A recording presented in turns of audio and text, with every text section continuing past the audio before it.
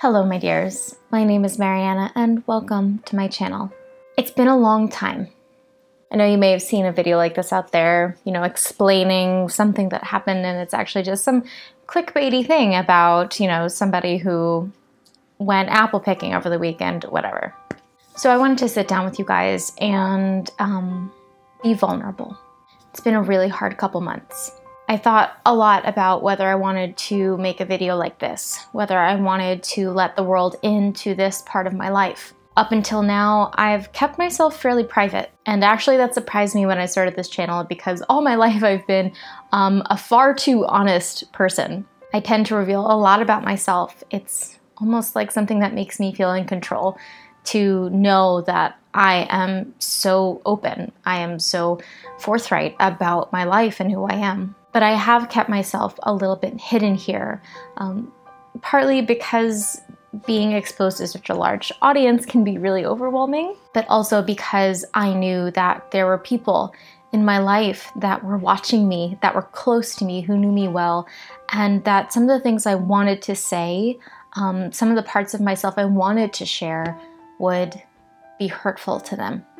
It's overwhelming to share parts of yourself that may be damaged or may hurt, not only because the world likes to judge, but also because when you're in a platform like this, where people are looking to you for wisdom and advice and clarity about how to move forward in their own lives, it's a big pressure to know how to direct them when you feel so often like you have no idea how to do that yourself. But my job is to guide people through the most difficult moments of their lives.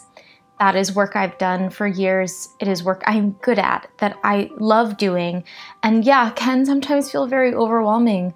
But at the end of the day, I know that any experience I have, any guidance I have, any advice I can give is only mine to give. And the way that people alchemize it and use it is part of their own journey. Anyway, the reason that I have not been active on social media, here on YouTube, on Instagram. This is harder for me to say than I thought it was going to be. The reason I've been kind of absent lately is because my mother passed away in the beginning of September after coming home from a whirlwind trip to Rome. I promise I really did go to Rome. That was real. My mother sent me a text saying that she had fallen, and that was unlike her. And she sent me a picture of a big fat black eye like a mother would do. And I took her to the hospital to make sure there was no concussion, no serious injury. But what we discovered was something immensely serious. Without getting into too much detail, because it's a lot, my mother was diagnosed with stage 4 esophageal cancer. Unfortunately, at the point that we discovered her illness, she was really in the end stage of the disease. Within 7 weeks of her diagnosis, she passed away. And I've learned a lot about dying over these last couple months. I always knew that it wasn't as clean and pretty as it looks in the movies, but dying can be slow. It's painful, no matter how comfortable you try to get. And it's lonely. It's something you have to do by yourself. Even surrounded by family, even being told every moment that you're cared for and that you're loved. Dying is ultimately something you do entirely on your own, and watching somebody that you love go through that is one of the most awful and extraordinary things I think anyone could ever witness. Hi, girlie. Hi, Pandora. Yes, you come to love me? To say it's okay, Mom? That's a good daughter. You're a good girl. Yes. Yeah, sweet girl. My mother wasn't taken away to die behind some curtain. She died in her home with me and my sister by her side. And I was there for nearly every moment. I don't really have any extremely poignant, beautiful thing to say. I wish I did. I wish I walked away from this experience all of a sudden understanding death and life and all the beautiful mystical truths that we're all searching for. Maybe they'll come. I have faith they will. Moment by moment, I'll realize tiny little things that make all the difference. You might hear Pandora purring in the background because she's being extremely sweet and I am living for it. And what makes all of this a lot more difficult, and something that I think a lot of you would probably understand, is that my mother and I did not have the perfect relationship. This is something I've struggled being honest about in my public life here with Persephone's sister, because I knew my mother was watching. I knew that she was proud of me and that she was really invested in this phase of my life, and I wanted her to be able to be proud and to engage with my work without hearing about my feelings and memories that might upset the delicate relationship that we did have. But my relationship with my mother was extremely complex. It was full of rage and remorse and a profound pain that I know I will still be holding all my life. Because my mother, as much as she loved me, and she loved me, also could not, she could also hurt me. My mother was plagued by fear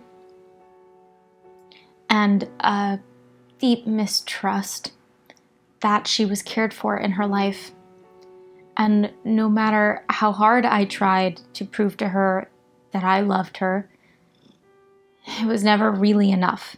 Ultimately, my mother's love felt very conditional, and she didn't mean to hurt me, but she did. And I know this is something a lot of you understand. So many of my clients express memories and feelings to me that ring so close to home. Psychological abuse coexists with deep and meaningful love, and that is a paradox that so many of us are trying to reconcile. And I don't know how. I'm working through that just like all of you. But what I do know is that what I wish I could go back and redo is when I chose to remember only the pain and to ignore the love that was there too. I know my mother had a difficult life. She had enormous heartbreak and betrayal, and she suffered. She suffered so much. And I too have experienced enormous grief and burden and terror. And I know that's unfortunately one of the things that we share. Growing up with my mother, I was always afraid. Not only afraid of her moods, her anger, her manipulations, but I was afraid of her sadness and her faithlessness in my love for her and her place in the world, her meaning in this world. My mother forgot often that she was loved, and the burden to remind her often fell on me. And I tried. I really tried. That's something that I am struggling with now as I grieve, is the question around whether my effort was enough, whether I even could have done more. Because without doubt, one of the saddest parts of this for me is the fear that my mother died not really knowing how much I did love her and do love her. And I don't know if that was because she couldn't see it, or there was mental illness blocking her from really understanding it deeply. Or the worst idea of all, I just failed at giving it to her. I don't really want to go deep into why my relationship with my mom was so hard. Maybe one day I will, but it's not today. Today I'm grieving. Today I'm processing a cataclysmic loss in my life. A loss of somebody who loved me better than anyone else in the world will ever love me, and who hurt me more than anyone else in the world will ever hurt me. And that's really complicated and tragic, and in a strange way beautiful. There's my Scorpio self. The saddest things are always the most beautiful. But for me, it's true. And I know that this experience is going to be one of the most transformative of my life, even though right now all it does is ache. I'm trying to understand grief so that I can continue to be of service in the way that I know I am called to in this world, to guide my clients to their own levels of consolation and transformation of mourning into rebirth. And I know that's the point, but I also know that to bypass the tragedy, the mourning, is absolutely missing the opportunity itself. We have to grieve. We have to mourn. We have to be present with the actual feeling of loss and death. It is an inescapable, essential part of life. And this is not some long video about what to do when someone dies. I don't know. This is wide and endless, oceanic, and the deeper I dig into it, the deeper the hole becomes, and I lose sight of what is grief and what is fear and what is guilt, and everything just becomes one void of pain and anguish and darkness. And I don't know who I'll be on the other side of this. I hope whoever it is, it's more who I really am. I hope it's a person who has faith and love, who has learned how to forgive. So what I want to do is just tell you about my mom, tell you what kind of person she was and what kind of person she made me. And I don't want to gloss over the ugliness. I think that that is one of our greatest flaws in modern society, is to forget the complexity of life when we face death. Because my mother was an extraordinary, an awful person. She was really bad sometimes. And I am an extraordinary and sometimes awful person. And that is the condition of being human. You cannot avoid inflicting pain on those you love. That is part of loving them and being flawed, being human at the same time. And my mother was a million wonderful things and a million terrible things. She was intensely human, and that's what I want to honor. So here's my mom. My mother always lived in the same little neighborhood that her mother was raised in, that she raised me in. Her father was a self-made scholar, and her mother was the epitome of a 1950s Virgoan matriarch. My mother was an artist. She painted rocks and sold them at street fairs. She made almost all of her own clothes. She played the guitar and sang Quaker hymns. My mother had 3 great loves and 3 great breakups. She was beautiful and stubborn. She had dark, maple-colored hair and yellow-blue eyes that sent chills down your spine. She was a true Leo, and not always the good kind. She thrived off comparison and was threatened by others' success. But she also believed in people with ruthless loyalty and would never change her opinion to suit a crowd. My mother was a teacher, but she didn't always love it.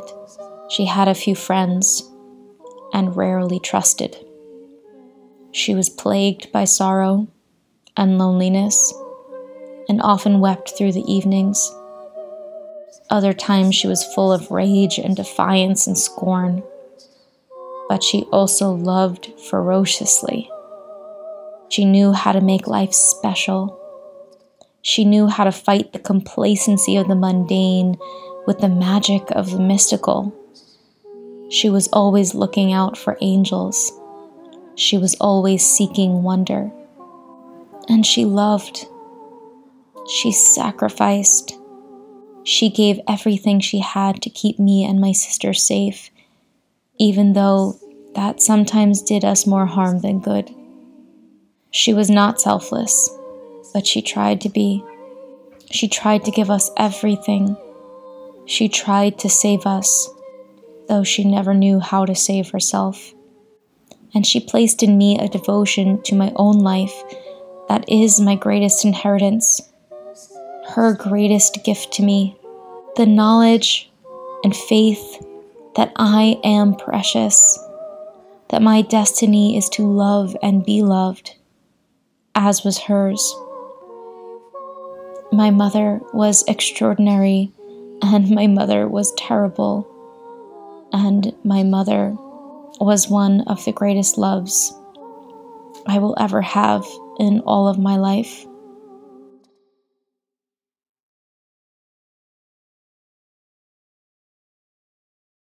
So this is the point where I usually say, subscribe, follow me on Instagram, be a patron, and today I don't care. All I have for you today is a message for those who are grieving. My heart abides with yours. We are here together. And a word for the daughters who are constantly searching for a way to reconcile with the pain that their mothers caused them. Honor your experience and open yourself when you're ready to the possibility of forgiveness. But know that it can't be rushed. And something I can say honestly is that I was never ready to forgive my mother until she died. And part of that is really sad. I couldn't forgive her while she was here. I couldn't cross the rift between us. But it's also right, because it was only in her death that I was able to meet her where she was, to revisit her own pain, to witness the greatest pain she ever went through. And I wouldn't have been able to forgive her before now. It would have felt false. It would have felt forced. But I have forgiven her. And I miss her.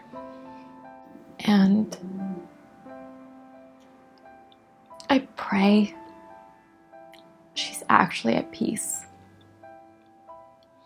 Take care of yourselves, my friends. Take care of your love. Take care of your wounds. Talk to you soon.